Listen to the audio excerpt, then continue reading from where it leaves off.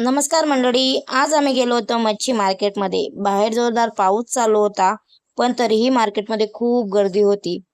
तर बघा, तिथे मी मार्केटमध्ये गेले तर तुम्ही माझ्या मागे बघू शकताय, खूप लोक मच्छी घ्यायला आलेले होते. आज होता संडे, त्यासाठी खूप जास्त गर्दी होती. तर इथं बघा, वेगवेगळ्या प्रकारच्या ताजी मच्छी होती, ओले झिंगे म्हणजेच कोळंबी होती, खेकडे होते. खूप साऱ्या प्रकारची व्हरायटीमध्ये मासे होते. त्यापैकी मला तर काही माशांचे नावं तर माहीत पण नाही, असे मी मासे तिथं बघितले.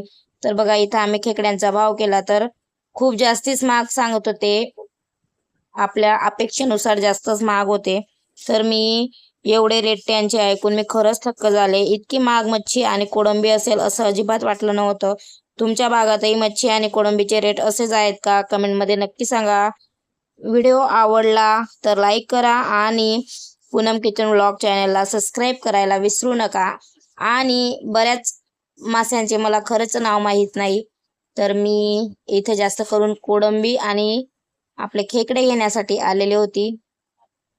तर मी आज हा छोटासा ब्लॉग बनवला आहे, तर तुम्ही सर्वांनी नक्की बघा. आणि मी जी शेवट मच्छी दाखवते त्याचं नाव मला कमेंटमध्ये नक्की सांगा की हे कोणते मासे आहेत. थँक्यू.